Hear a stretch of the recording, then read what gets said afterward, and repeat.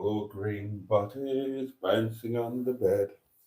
Four green bodies bouncing on the bed. And if one green body should fall upon your head, there'll be three green bodies bouncing on the bed. Three green bodies bouncing on the bed.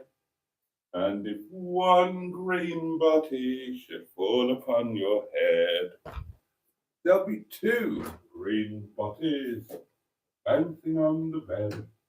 Two green bodies bouncing on the bed. And if one green body should fall upon your head, there'll be one green body bouncing on the bed. One green body bouncing on the bed.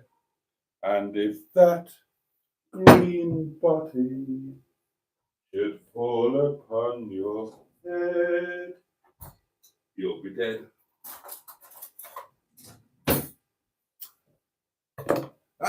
There you are. Splendid. Good evening, darlings, and a very warm welcome to Tuesday Night Live with me, your friend Boaty. And tonight I am going to be drinking this lovely bottle of wine that came courtesy of Skick. So thank you very much indeed, Skick. I'm looking forward to trying this one. Got to get into it first. Naturally, I have the least sharp knife in the world. Oh, bloody sands.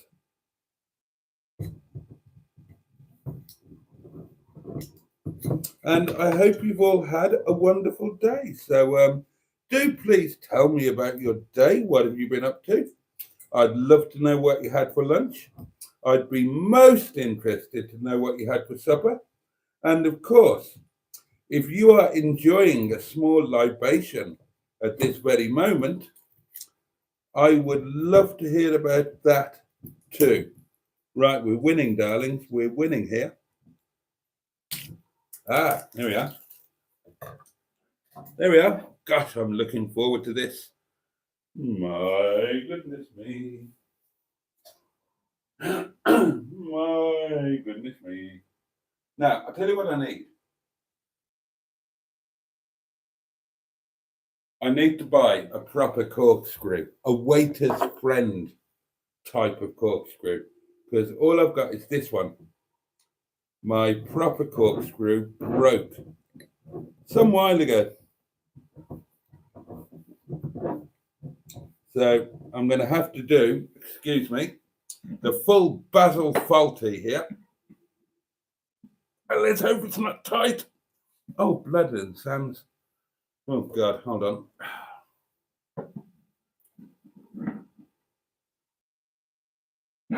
Jesus Christ. Oh.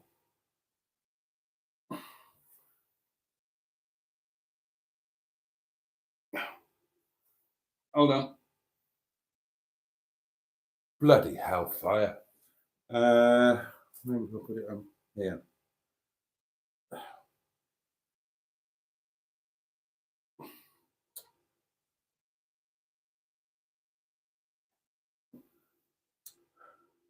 Oh, I've moved it a bit, I think.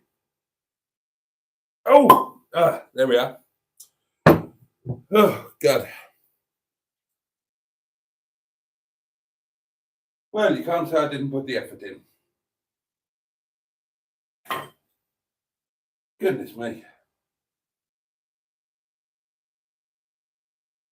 Right, let's see what this bottle of splosh is like.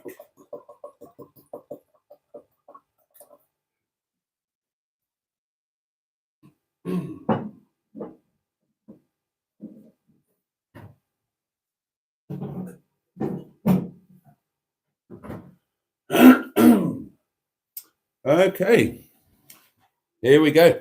Thank you again, Skick, for very kindly sending me this bottle, and wishing you all good health. Cheers. Bottoms up. Up yours. Hmm.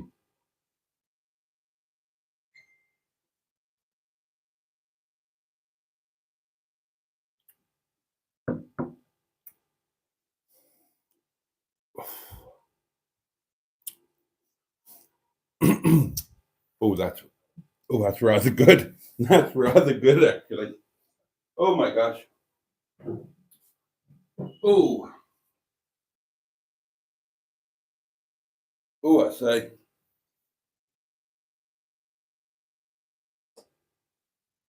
Oh, I thought it tasted strong. 13%. Oh, and it's sending the little warming fire down the little red lane.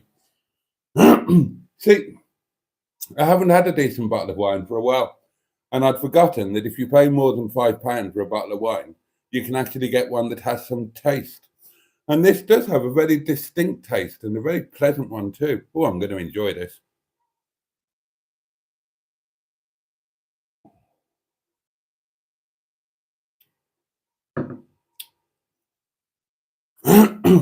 There we are. Right then, here we go. Here we go. Oh, thank you, Skick. I really appreciate it, mate. It's lovely. Good choice. Pingu Concord is with us and says, Bonsoir, petit pois. Barry, that guy from SETI Alpha 5, bids us all a very good evening. Jimmy Quinn, evening, Boaty and all. The lovely Sophie, hi everyone, how are we all? And most of all, how is Boaty? I'm awfully well, Sophie. It's kind of you to ask. Hope you're doing all right, my lovely. Steve Colgis with us. John Stoodley, good evening, John. Hello, Cheeseburger's in the house. Neil is here. Hello, how are we all on this fine day? Barry Scrotter, the wonderful Barry Scrotter is here. Hello, my little potted spring onions. Good tip, that. I expect you all to have potted spring onions dotted around your house. Oh, and not sure if she's watching this now, but she'll watch it at some point. Thank you for Tracy for the willy waving clip that she very kindly clipped from the from yesterday's afternoon live and popped in the Facebook group. So I hope you enjoyed that, and I invite you all to wave your own willies in the comfort of your own bungalow houses. Unless you haven't got one, in which case wave somebody else's. Name me -1 is here. Miami Vice in the house. Now, the sleeves aren't rolled up, and I'm not driving a Testarossa. Cheeseburger says she looks like Lisa Van Dross in that jacket. Trisha Alderman is here. The lovely Trisha. Good evening, Boaty and everyone. How is Bob getting on? Any ice? Asks Barry Scrotter. No. I have got a Bob update. Now, I have made a major sacrifice for Bob. Even though Bob is spending some time not working at the moment, I went through with my plan. There is no longer a fish tank over there. You know where it was? Not there anymore. It's gone. It's gone. Now, don't worry, no livestock were harmed. Everything that was in the fish tank, plants, wood, shrimp, snails, whatever else was in there. No fish, because all the fish had died and the frogs had died as well. But that is all safely upstairs in the big tank in the master bedroom. And it looks a lot better, quite honestly. And it's a lot less faff, and it's motivated me to do more with the tank upstairs. So the upstairs tank had a jolly good clean out today, and filters were cleaned, and I changed the water. Well, I did like about a 40% water swap. And then I need to do another 40% water swap in probably in 4 or 5 days and do the filters again. I'd left it a little bit too long. I've ordered some special food from Amazon for the little beasties, because they've all been. I ran out of the individual foods about 2 weeks ago, and they've survived on flake. Bless them. So I got some proper catfish pellets for the catfish and some nice algae tablets for the big thing that I can't remember what it's called. You know, one of those big things that always looks moody. So Bob is in prime position where the fish tank was, and he's sitting there quietly not working. But you know, I've invested my time, effort, and quite frankly, emotion into giving him time to chill, to hopefully recover, to get his shit together, and to start once again doing his thing. I'm not ready to give up on Bob. He's given me a lot of good service. Now, you might say, Boaty, considering you want Fred the shed and the golf to be scrapped, are you not being a bit hypocritical? Well, no, I'm not, because they haven't given good service, whereas Bob has been a. Oh, hello. That wine, I'm not joking or exaggerating, that wine has just hit the old bread basket, and there's a glowing tendril of delicious heat around there. That really is very pleasant. Now, you know you've got a good wine when it does that. I'm learning that. I'm learning more about wine now that 98% of the time I have to drink dreadful cheap shit than I ever learned when I was drinking nice wine all the time. Because now I understand the difference between a nice wine and some dreadful supermarket plunk. I mean, don't get me wrong, it all gets you there. But this is a much nicer way to get there. It's the difference between driving to a beefeater restaurant in a Rolls Royce or in a mini metro. They'll both get you there. Quite possibly, they'll both get you there in the same length of time. But there's more of a sense of occasion and arguably more pleasure in doing it in the Rolls Royce, unless you particularly like metros, which I do. And Lewis Hamilton is up for sale, by the way. I popped some pictures up last night, didn't mention anything about it being for sale, and some people have said that they would quite like to buy him. So I had to have a conflab with my colleagues and come up with a price and whatnot. And because at the end of the day, Lewis Hamilton is a company car, it's not a personal car. So it has to be available for sale. Them is the rules. And I abide by the rules when I've got absolutely no other choice. Otherwise, I cheat. Cheating is the way forward. Where did I get to? Oh, that's right. I was looking like Luther Vandross. And Barry Scrotter was asking about Bob. Boaty pops a bollock trying to get this cork out. Yeah. How does an idiot open a bottle of wine? Asked Cheeseburger. Look, what am I supposed to do? I've only got this implement. Now, I know it could be done very easily if I had a waiter's friend, but my waiter's friend broke. And that is all I've got to work with. So, what do you want me to do? Brute force and ignorance was my only option. And I've probably got too much of one and not enough of the other, arguably. Oh, it's the special wine, says Barry Scrotter. Yes, absolutely. I thought I deserved a treat. And I didn't have any money to buy.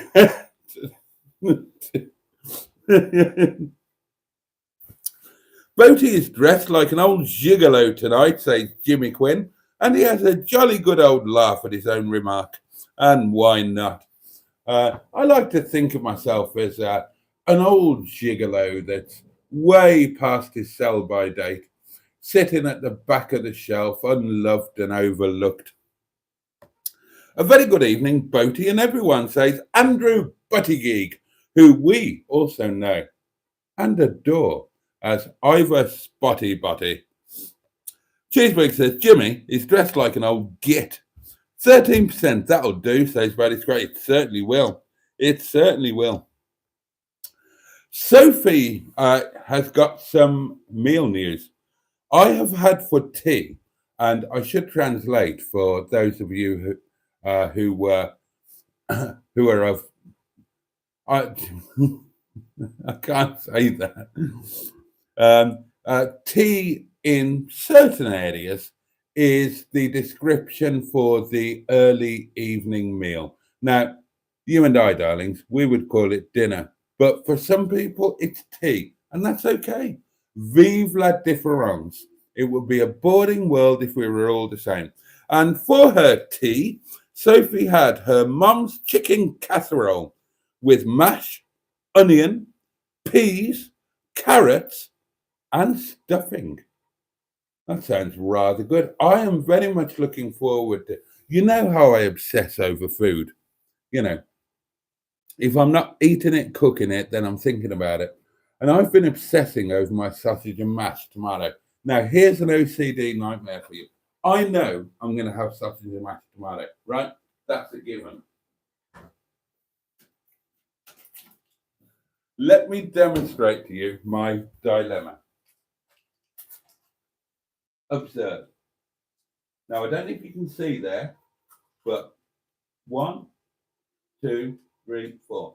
There are 4 Cumberland Taste the Difference sausages there. Now,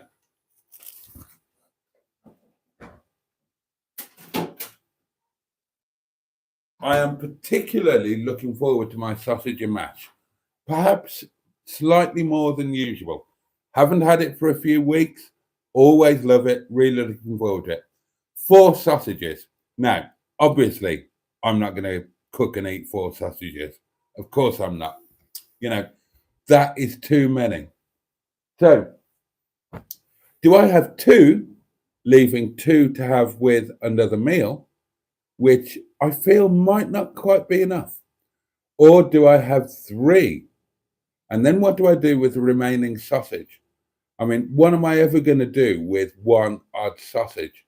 So, do I cook all 4, eat 3 of them, and have 1 as a cold sausage in the fridge, which is always a good thing because you never know when you're going to fancy a nibble, you know?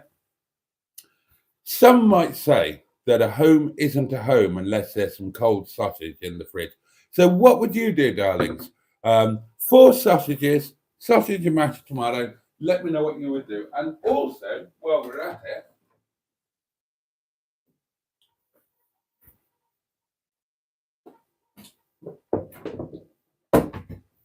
I've got 1, 2, 3,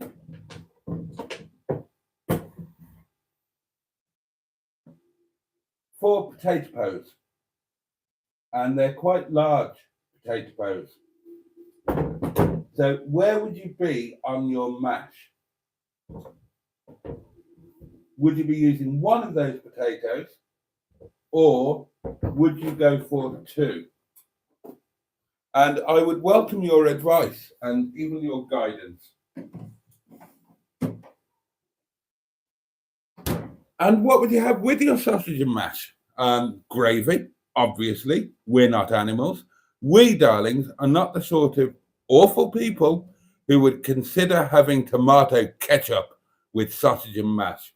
That is obviously just wrong in every way, sense, or shape.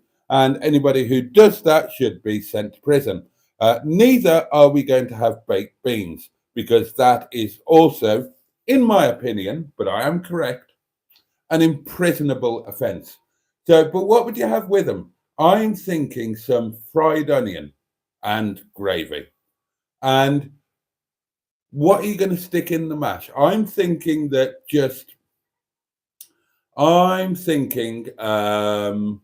just butter and black pepper, to be honest.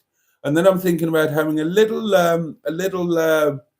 doings, a little oh, what do you call it? Oh God, I've got a mental block. I hate getting old. You get mental blocks somewhere. Ramekin. A little ramekin of horseradish sauce. I don't want to put the horseradish through the mash. It kind of spoils it. I like having the horseradish separate as a hit, so you can use your knife and pop it onto your sausage. So let me know where you would be going with that. Right? If you had what's available to me in this house, then what would it describe the sausage and sausage and massage, the sausage and mash dish that you would create for your luncheon tomorrow. And I shall look forward with great interest to seeing how many of you get it wrong. Anyway, I hope you enjoyed your tea, Sophie. It sounds fabulous. Quite involved, quite a few elements there. And good on your mum for doing some old-fashioned black country home cooking the way that it used to be done back in the day. Too much ping cuisine, too much, you know.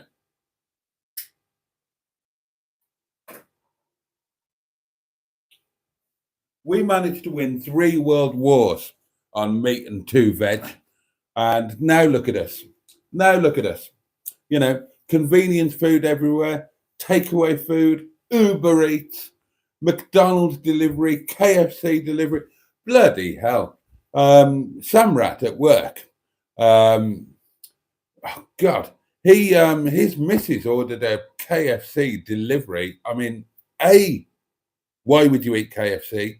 B, KFC delivery, and they got it wrong. You thought the world had come to an end. God, you know, back to the old days. That's what I say. We should all be eating properly home cooked, good, hearty food served in newspaper. Let's get back to the old days.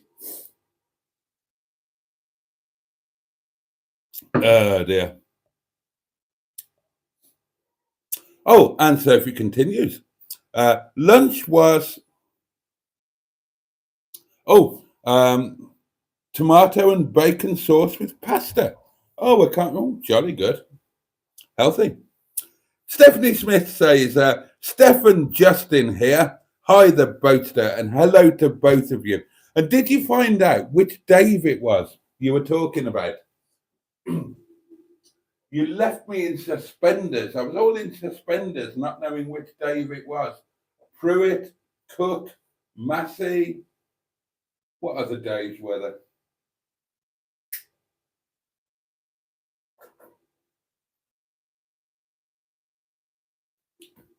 I'd like to know which period it was you were thinking about. Neil says, "You're not driving a Testarossa, but you are a massive tosser." Says Neil, a man who professes to like me and be my friend. I was talking about this with Mustard. You know that you're really amongst friends when they insult you more than your enemy ever would. It's when people are nice to you, you know, they can't stand you and show you a bit of respect. You know, that's when you, if you're British anyway, that's when you know they think you're a total tosser. When they greet you with an abominable insult, you know they like you. I've seen that jacket on Star Wars, Obi-Wan Kenobi, says Steve Colg. Fish tank, I hope the SpongeBob SquarePants statue is safe. Right, I've heard of SpongeBob SquarePants. I don't know what it is though. Oh, hello. John's been shopping today in hello. John, Hidden Depths. John has been shopping in Stourbridge today and done some S&M with the wife. B&M with the wife. Oh, she's been in B&M with the wife. Oh, that's a shop, isn't it? Sorry, I thought that was a sadomasochistic bondage thing. I do apologise, John. And you've just been to, right, yeah, okay, B&M. It's one of those, am I right in thinking that, right, I'm aware that there is one of those cut price shop things for working class people. And I think it's called B&M Bargains. Am I right? Now, am I correct in thinking that B&M stands for bricks and mortar? Now, I know that in back in my what's it days. Oh God, Oh, I'm being old again, and I can't remember what's it called. No, never. Um, Back in my old distance selling online sales mail order, whatever you want to call it, days, B&M was stood for bricks and mortar, and that was how you differentiated between an online mail order store and an actual physical building. So, is that what the B&M stands for in that shop, bricks and mortar, or is it something else like bollocks and marmalade? I haven't been shopping in Stourbridge for years, says Cheeseburger. Um, John has helped me out immediately and lets me know that he used to work there and it stands for bargains and more. Oh well, there you go. So I'm I'm quite glad I know that actually. Yeah, thank you, John. Cheers. Cheeseburger's not been shopping in Stourbridge for years. I didn't think I've ever been shopping in Stourbridge. Have I been to Stourbridge? I must have. Or am I thinking of Stour Port? I've been to Stour Port. There's a river there. I think it's the River Severn, which might be why it's called Stour Port on Severn. Have I been to Stour Bridge? I can't remember going to Stourbridge. Nice green beans, says Steakold. They are nice ones, actually. All you need with that jacket, says Buddy, is a John Virgo waistcoat. I would love a John Virgo waistcoat. I would love any sort of waistcoat. Now, I used to be a bit of a waistcoat fan, and my very first television appearance, no, not my first television. Oh, well, yeah, actually, kind of my first television appearance. I was wearing a very John Virgo-esque waistcoat. It kind of wasn't my first television appearance because my first television appearances were all on the racing bicycles. But my first television appearance when I wasn't all sweaty and dressed in lycra, um, was wearing a very floral waistcoat up in Glasgow, recording for Leslie Mitchell Associates. And I've always loved a waistcoat. I love a three-piece suit. And one thing I've never owned, and I've just remembered that I do want to own before I die, is a mustard yellow doeskin waistcoat. Never had one, always wanted one. I don't know why I've never bought one. It's a look that I've always wanted to go for. I always wanted a Brook Taverner green tweed jacket twinned with a doeskin mustard yellow waistcoat, and then moving away from the country gent, just a pair of blue jeans and brown Chelsea boots. And I've always wanted that outfit, and I've never ever owned it. So maybe that's something else I can do this year. You know, scour the old second-hand shops or eBay or whatever, and see what I can come up with. But the doeskin yellow waistcoat, seriously, I've genuinely always wanted one. I've genuinely always wanted that outfit. Now, going back to the chat that we were having yesterday when we were talking about pubs, when I was in the Red Lion at Hunt End, so I'd gone from the Red Lion at Bradley Green, which when I was there was Matt O'Rourke's Kipper House. I went to the Red Lion at Hunt End, which I can't imagine any of you will know it. It was a very old, tiny little pub, and it was a pub. No food or anything like that, and an outside lavatory.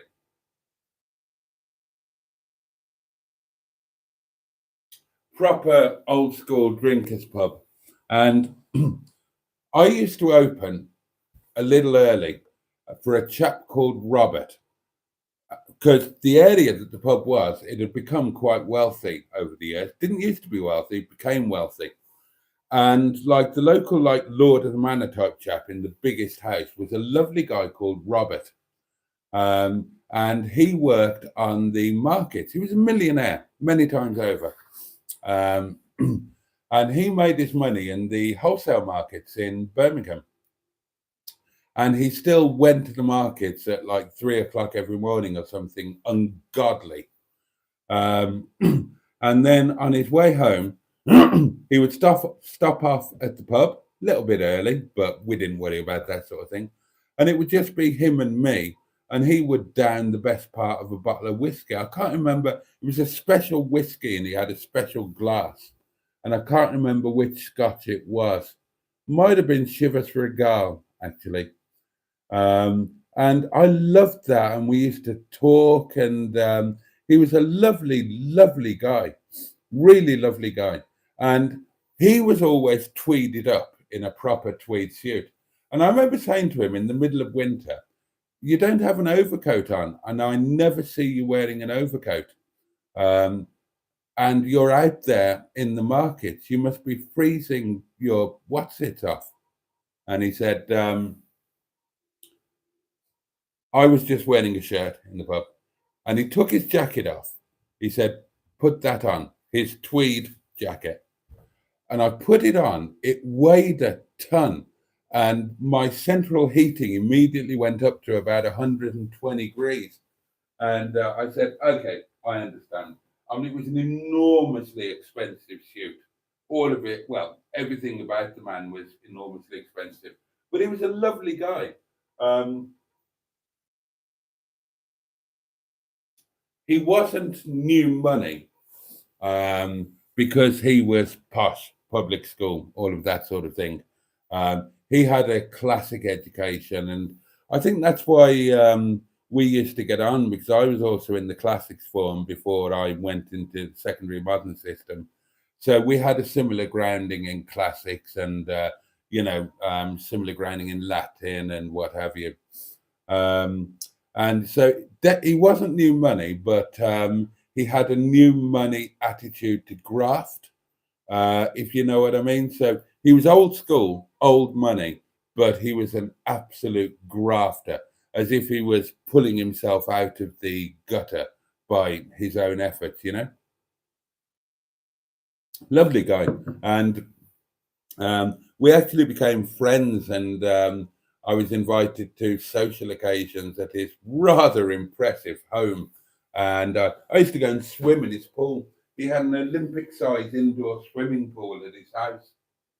God, I haven't thought about him for ages.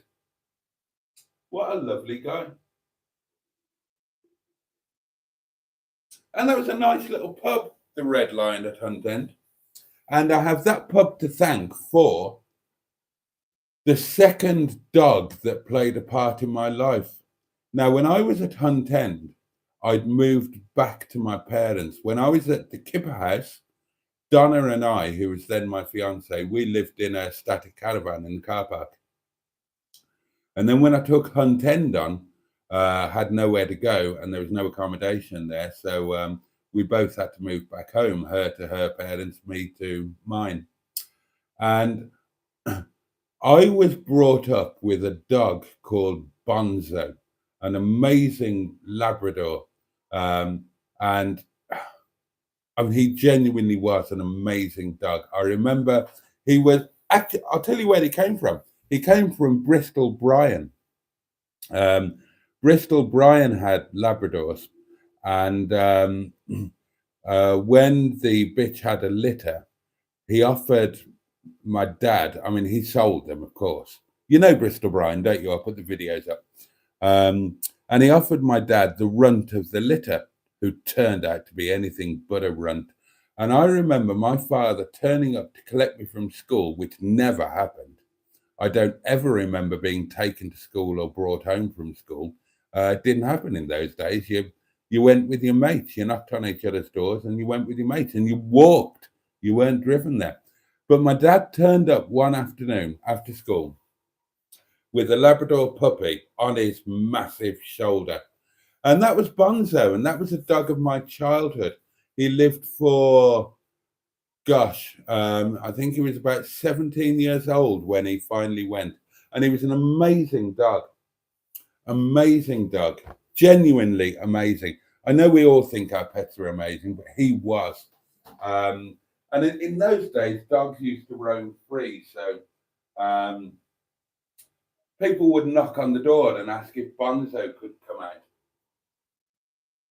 And he was amazingly clever. Now, when I was at the Icknield Primary School, then my parents used to let him out. He used to go to the school to meet me when I came out of the school, and we would walk home together. Then, when I changed schools, he learned how to use the bus. I'm not joking. Everybody knew him.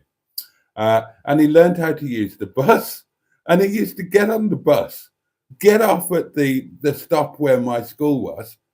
I promise you this is true. I promise you. And we would walk back home together, bless him.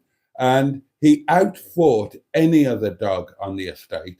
And he fathered pretty much honestly, Bonds had three missions in life: eat it, fuck it, or fight it.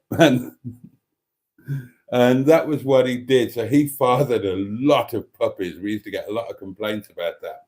And he was oh God, you wouldn't want to get into a fight with him. But he was the most loyal and beautiful and wonderful dog. And we lost him, and we were all, we lost him to old age, not anything tragic. And the worst thing that my father ever did, when Bonds was coming towards the end, he thought he was doing the right thing. We really didn't think he did the right thing. What do you think?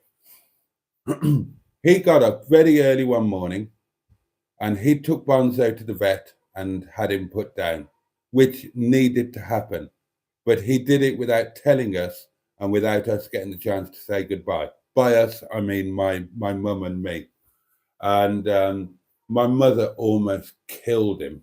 I was certainly very annoyed with him. But we were all heartbroken, and we didn't have another dog.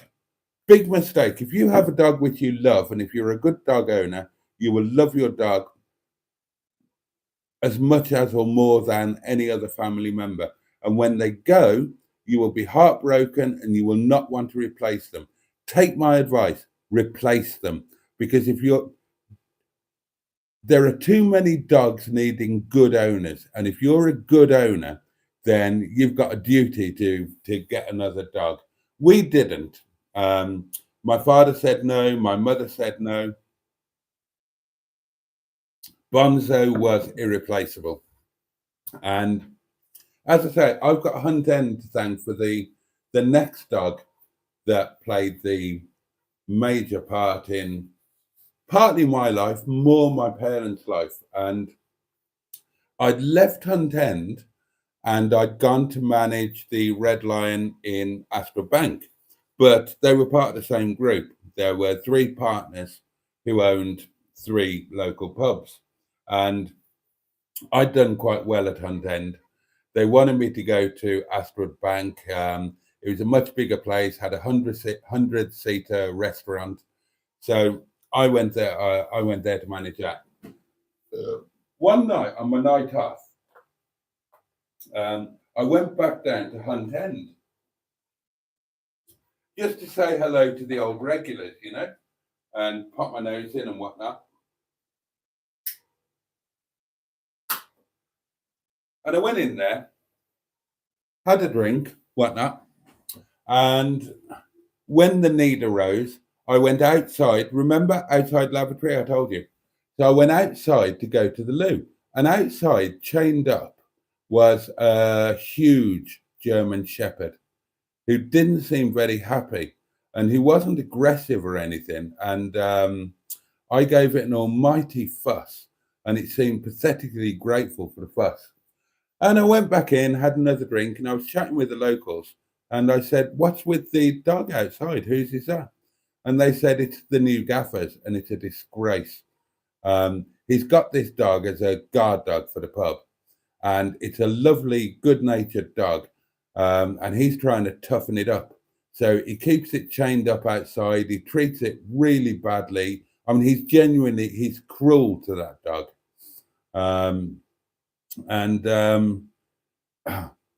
Another couple of drinks were had and more words were said, and I became absolutely convinced that this dog was having an awful life. And I spoke to the new gaffer about it, and he was very blah blah blah, um, and said, "Yeah, I'm toughening it up, blah blah blah, oh yeah, blah." All mouth and bollocks. And I mean, I hated the guy, I absolutely hated the guy, and that was enough to absolutely convince me. And so I just went back out to the loo, unchained the dog, and walked back into the pub with the dog, and I said, "I'm taking him. You can't treat a dog like this. You can't have a dog, and you can't do this to him with him." Uh, and he started giving me all of the mouth and trousers in the world. And the major thing he seemed to be annoyed about was that he bought the dog because he was a very good pedigree dog, and he'd paid quite a lot of money for the dog. I can't remember exactly how much it was, but and that seemed to be his overriding thing, although he was very angry about everything else. And then he became aggressive and threatening, and then things progressed, and he actually tried to throw a punch. And to my well, I didn't feel shame about it then, but I smacked him, put him down, threw the money that he said he'd paid for the dog on the ground, and took the dog and took him home to my parents' place, um, and just presented it very much as a fait accompli. And this is our new dog. And when my father, um, when my father came in or downstairs, I can't remember which it was, and suddenly was confronted by this enormous, terrifying looking German Shepherd, um, he shouted at him to try and, forestall any. And of course, the dog was bloody terrified, wasn't he? And cut a long story short, my my mother and my father fell head over heels in love with him. He with them. The ironic thing was that I rescued him and paid for him. My father walked him religiously 3 times a day, every single day, and fed him. And my mother just loved him. And he was always my mother's dog. He doted on my mother. He might have loved me and loved dad, but he doted on my mother, which we both were quite annoyed about because we put a damn sight more effort in. But and he was a very, very, very long term dog, and an amazing dog. Um, Before that period, before I moved back out of my parents, I would have moved out of my parents when I went from the pubs to Portway and then moved into the flat above. But in that interim period, I was back living with my parents. And every night I used to go out with my dad to, oh, and we called the dog Kazan, Kaz, normally Kaz, but Kazan after a dog named Kazan in a book of short stories that my father and I both loved. And yeah, Kaz, he was fully grown when we got him, but he was a very young, fully grown dog. And he was just amazing, absolutely amazing. And he had an amazing life, and he made me very happy, my parents very happy, and he kept my parents company after I'd gone, and he was with them for a very, very long time. He, Again, they would have had him for 15 years, something like that.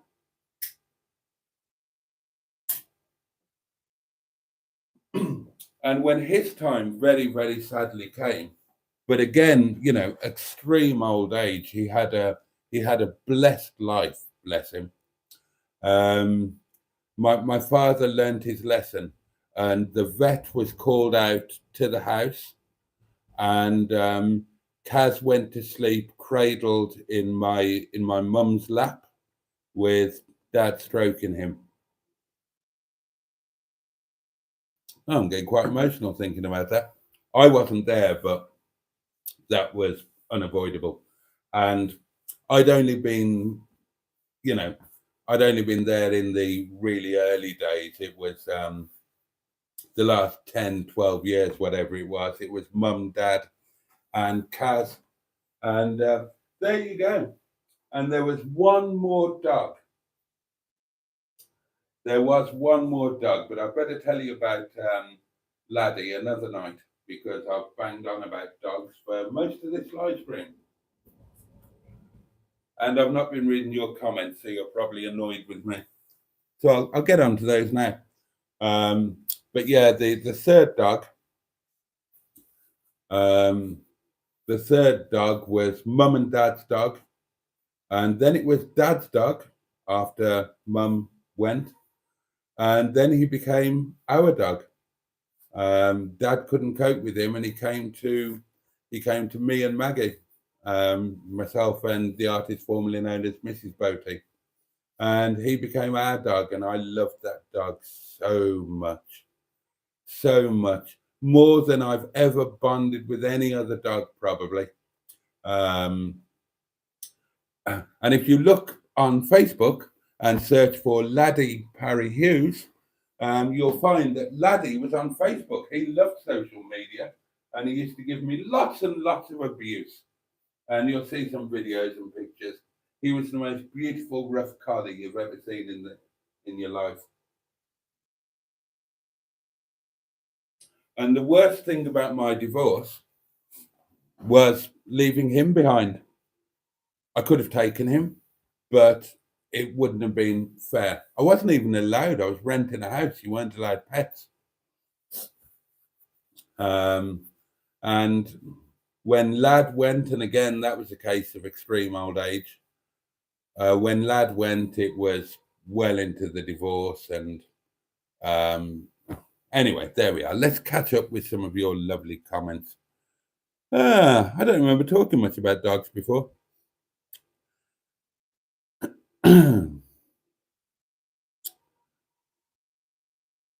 Something a woman can look at in Boaty's bedroom when he can't get it up. She can look at Boaty's fish tank. There you go, Jimmy. There you go. I like the sound of the water. I like the sound of moving water. It makes me feel that I'm near the sea, and I'm always very happy when I'm near the sea. It's the difference between Bernard and some skank from Liverpool, says Cheeseburger. Oh, hello. Ivor Spotty Body had to go. Thanks for popping in, Andrew. Thanks, mate. I'm ashamed to say, I mean, there's a vast difference between Bernard and some skank from Liverpool. God, tracksuit bottoms. But,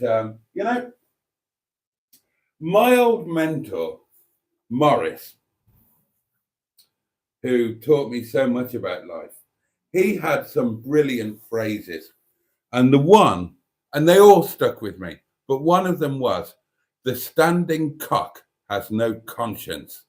And it's absolutely bloody true, because my little tinkle, I'm ashamed to say, reacted in exactly the same way to the charming lady in the tracksuit bottoms as it did to Bernard, or indeed a bus ride in Malta.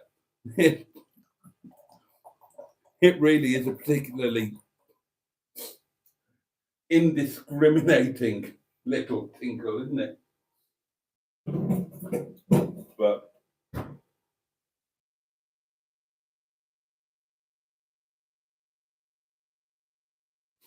I do like the sound of the water in the bedroom, I must admit.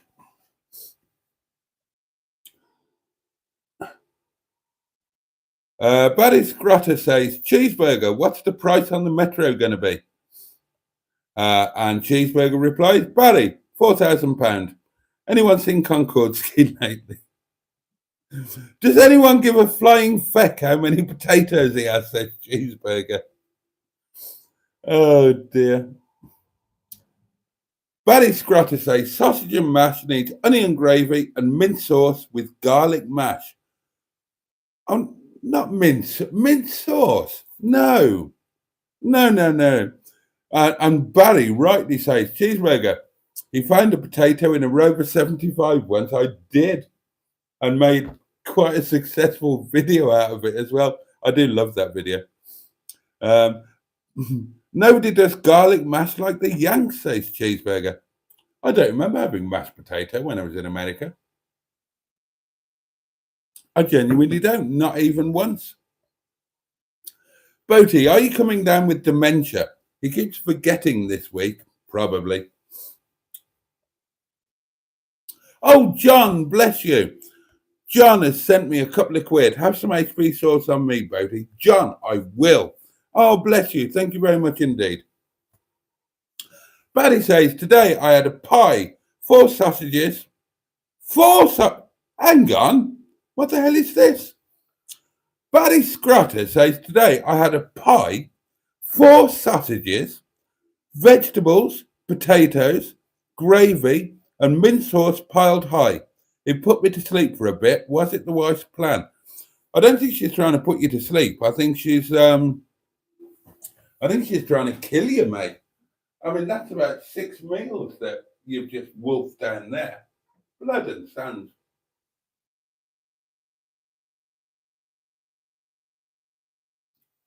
Oh, Steph says, Justin said it's Defo Dave, older guy, probably in his late 50s or early 60s, and it was around the year 2000.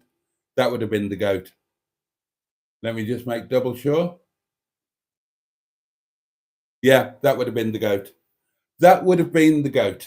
The one and only goat, an absolute legend in the car trade in the West Midlands, a second father to me, a man I miss every day to this day. He died as David Cook, which wasn't his real name, but he had to change his name after he died before for tax purposes. And amazingly, you know, I make the joke about people being dead at the moment for tax purposes, and that is, of course, a joke. Goatee did actually die for tax purposes, and amazingly, he attended his own funeral. I would never have dared say this when he was alive, but his actual name was David Harris. But most people knew him as David Cook, because that was with an E. That was the name that he took on after he died the first time round to get out of a massive tax bill. He was, as I say, he was a legend in the motor trade. He was very nice man, exceptional background, grammar school boy, public school boy, good university, excellent businessman, not great with women. Made a lot of money and managed to lose it all through 2 specific women. And Goat was, I could do 17 live streams on Goat, and I will do, because God knows the man deserves it. But tonight is not the night, because I've got 7 minutes left.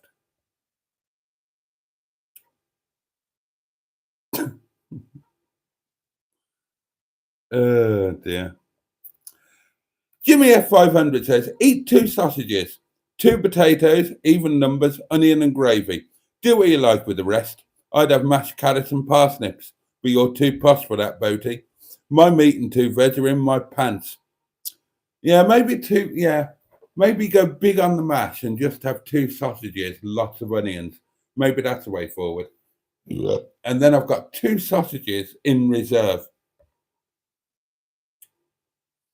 Cheeseburger says the 2 founders of B&M were Bilmington and Mayman. You learn shit on my live streams, don't you? Sometimes we have honey and mustard sausages with mashed carrots, says Barry Scratter. So tasty. Does need to be decent sausage, though. Is the Westcott an erotic fantasy, asked Cheeseburger. Cheeseburger, my life is an erotic fantasy, and you're part of it.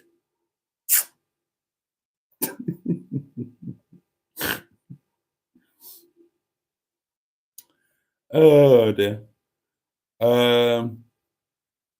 Jimmy F500 says, I don't see Barney and Johnny What's his face on eBay. Right. Well, if you mean they're over 25, that is on eBay. Barney isn't on eBay, I don't think, at the moment. It's been on eBay about 3 times.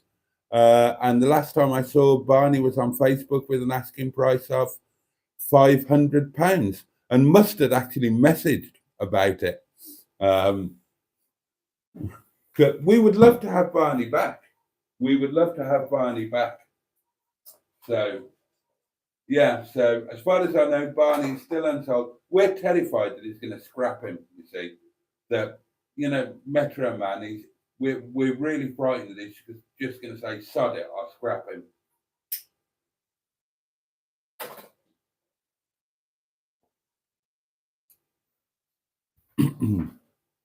Oh, hello, Simone is here, hooked on classics. Hello, Frank G_05 is here. Hello, Frank.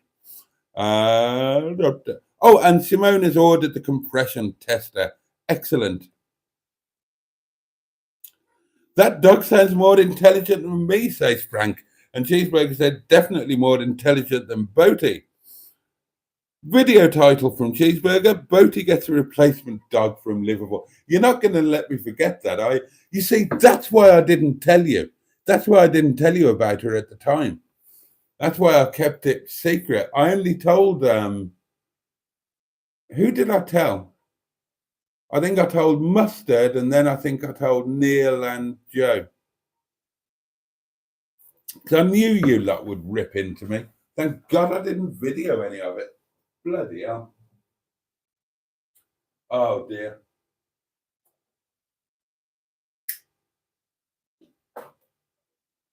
Not my finest hours. I almost did myself a mischief when I fell off her. Slid off her more than fell off her.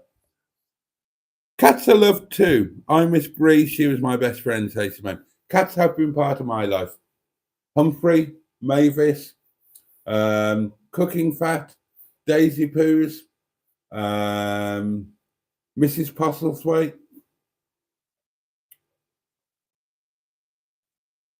Barry's dog died naturally, buried him in the back garden, bless him. Oh, it's terrible when they go. Cheeseburger has both cats and dogs and prefers the cats. I'm thinking about getting a cat now. I can't have a dog. My lifestyle is not. My lifestyle is, well, it just wouldn't be fair, and I don't have an enclosed garden. I do like cats, and I would like to have a cat or cats. My concern, help me out here, actually. You know where I live, and you know the proximity of the main road. And that's what's stopping me from getting a cat. Otherwise, I would love to have a cat. Just the fear that they're going to get squashed on the main road, and I wouldn't know how to stop that happening. Now, the end cottage has cats. They came with 3 cats. 2 of them got squashed. 1 is still going. And they've got another cat now to replace one of the squashed ones, but that's a house cat. They don't let it out. So I don't know. I know there are lots of cats needing rehoming and whatnot. I would gladly give a cat a home, but would it be fair if they had to stay indoors, or would it be fair given that I live so close to a main road and they stand every chance of getting squashed? I'd love to have a cat. I like cats. I would prefer a dog, in all honesty, but I love cats very much as well. In fact, I've warmed to cats even more and more as I've got older.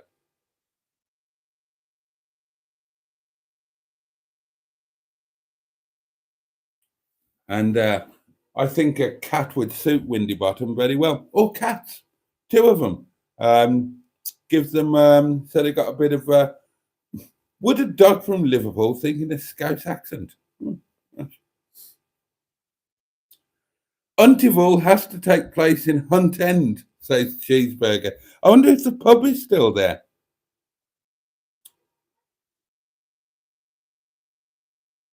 Oh, hello, 00 Garage. Haven't seen you for a while. Hello, all. Hello to you, dear boy. How are you? Oh, dear. Oh, Jimmy Quinn has got a husky cross American collie and a white cat. Um, ugh. Oh, bugger off, Cheeseburger. Well, this has been instantly forgettable. Oh, and apparently he can't take any more of this and he's off. Good night, all. Bloody hell. I've finally, I've finally found Cheeseburger's melting point. Oh, dear, oh, dear. Sorry, darling. The problem is when you sit and waffle at a camera for an hour or more, things come out and you tend to go with them. Now, this might come as a surprise to you, but I don't have a script. None of this is planned. Oh, Jimmy's on it now. That's 20 minutes I won't fucking well get back. God. Oh, and now Mustard's turned up. Hello. With the sound of water, he'll be pissing the bed next, says Jimmy Quinn.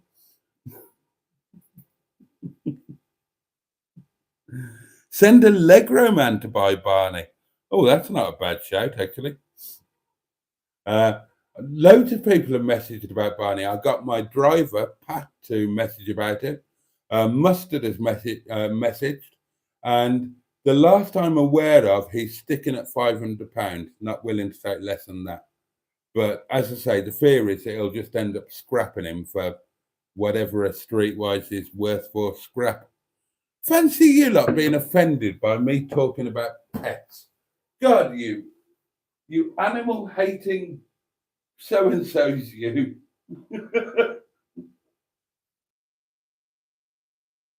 And I bet you love your own pets and bang on about them.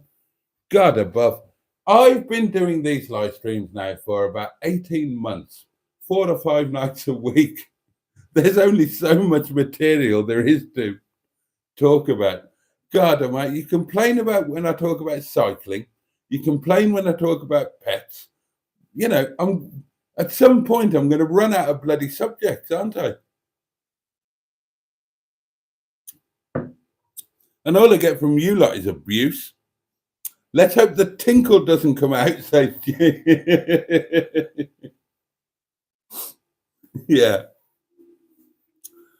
yeah. That'll be when you know I've finally the dementia has kicked in, and or I've finally run out of ideas, and I just say, "Good evening, darlings." Stand there for 5 minutes, not saying anything, and I just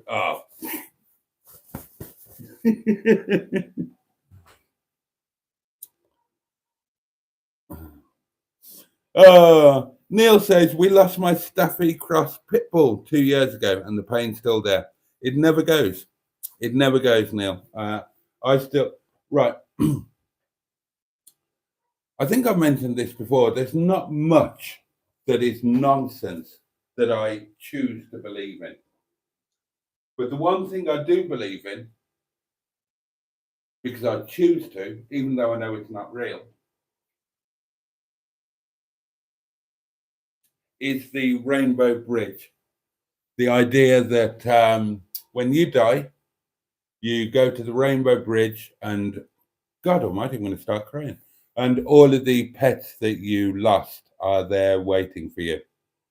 Oh, dear. And I choose to believe in that because there's no way of dealing with the pain of losing a pet that you adored. Just absolutely no way. So I choose to believe in that. Did I hear that one of your cats was called Cooking Fat? Says Frank G _05. You did. When Boo and I moved into the Cabbage Patch, our cottage in Matlock Bath, we had no pets. And we intended to have no pets. And there was a lady up the lane who had lots of cats. And one of them just started wandering into our house and then just kind of, you know, the cheek and the entitled attitude of cats. Walked in, had a good look round, like inspected the place, and sort of said, well, yep, this'll do, I'll take it. and moved in. We didn't know what the cat was called. We were told it belonged to Mandy, and we didn't particularly encourage it, but it just moved in.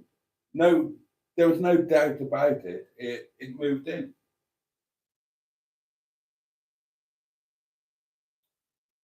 And Boo went and spoke with Mandy and said, "Look, I'm really, we haven't deliberately stolen your cat. It's just," and there was a period where Mandy and we tried to encourage it to go home, and it just wanted to live with us.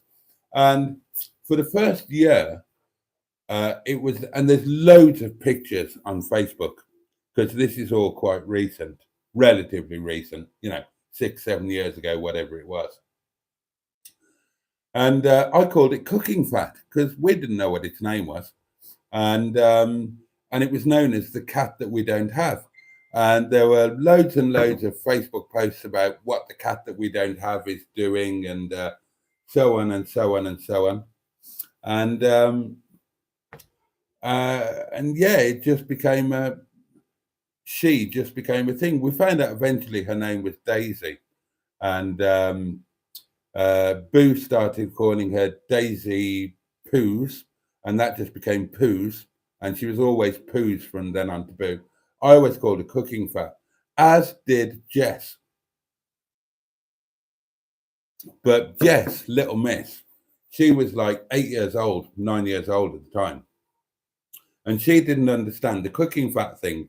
And she couldn't understand when she went to the amazing little primary school in Matlock Bath, best school I've ever known. And she couldn't understand why the teachers kind of giggled when she talked about what cooking fat had been up to.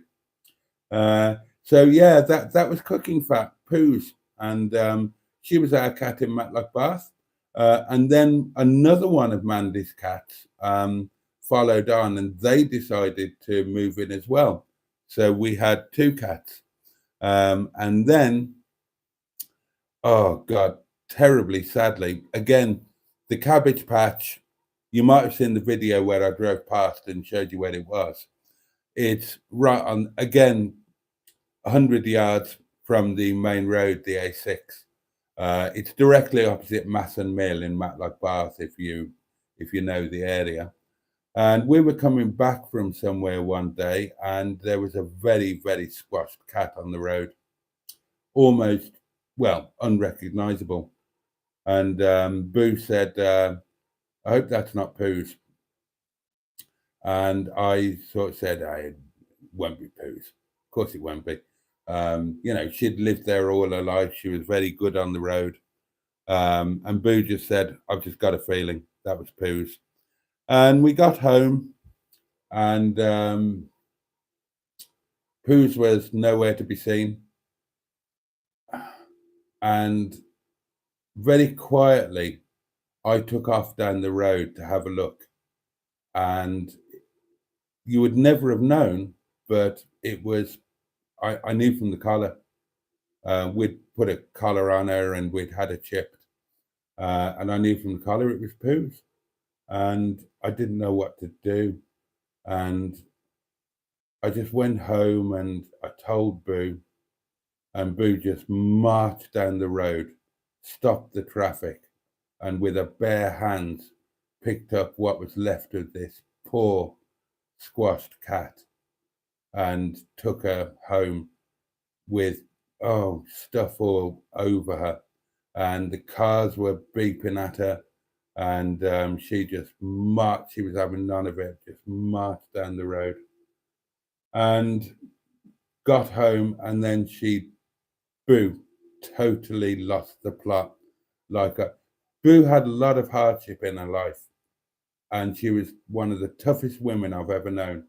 And I'd never seen her cry, never seen her. And she lost the plot for 3 days and never got over it to this day. Absolutely to this day. Oh, it was terrible. God, it was awful. Uh, uh.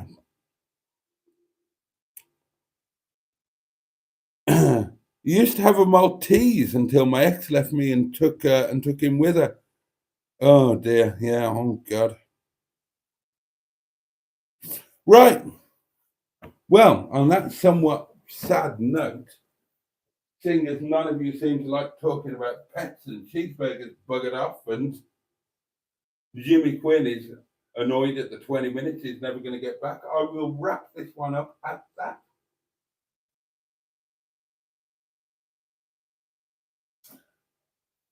Apologies if you don't like talk about pets that have been with us and gone, but well, actually, no, I don't apologise. Tough shit, you know.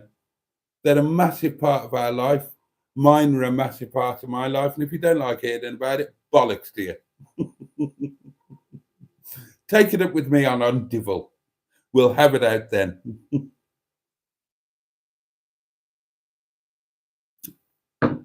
All right, darlings. Thank you so much for joining me tonight. Thank you again to, oh, bless you, John. You're very good. Thank you again to Skick for the wine, which I'm very much enjoying. Thank you very much to John for bunging me a couple of quid for some sauce. I'm very grateful for that. I'm counting down the days now until next Monday when it's all going to happen. Next Monday is going to be amazing. I will make sure that all of you guys are a big part of it too. Oh, good night, Daz. Didn't even know you were there. So, hope you all have a really safe and peaceful night. Oh, hang on. What do I reckon? What are we talking about? Let's have a look. Oh, that's brilliant. That's brilliant, Neil. That's the one that I was actually going to buy myself, I think. Yeah, because it's got the flap in the top where the cutlery goes in. Oh, yay. I'm going to get so much use out of that. Neil, you know I've been planning how to use that. Oh, bless you. Oh, you're very welcome, Frank. So, yeah, but it's only Tuesday. We've still got Wednesday and Thursday to go. Oh, there's lots more fun to be had. Lots more fun, my lovelies. The video that went up tonight was obviously a little bit out there. I'm sure a lot of you won't watch it. It's something that's very personal to me. If you have watched it, or if you do watch it, then I hope you enjoy it, and I hope you understand why I posted it and why I wanted to have it on the channel. Um, it's not monetized. I don't make anything from it being there. I do have permission from I have permission from the estate to post it, as I did with the other Clive Jones video. Obviously, we were kind of friends. I don't make any money. Wanted to share them with you. I hope that those of you who do watch it, I hope that maybe you enjoy it. Maybe you understand why it would have meant so much to me, given that I was, a parochial 13-year-old or whatever I was when it was first broadcast, living in Redditch and not ever thinking that I would escape it. So there you go. And for what it's worth, I did love Paris when I eventually got there. Spent a lot of time there, ended up living there for a period. Anyway, there we are. That is it for tonight, darlings. Thank you so much for your company. I hope you all have a safe and peaceful night. Please take great care of yourselves. Have the best day that you can tomorrow. So much love from me. Can't wait to do all of this again with perhaps slightly different subject matter. Same time, same place, 11 o'clock tomorrow night, Wednesday night live. All right. Good night. God bless.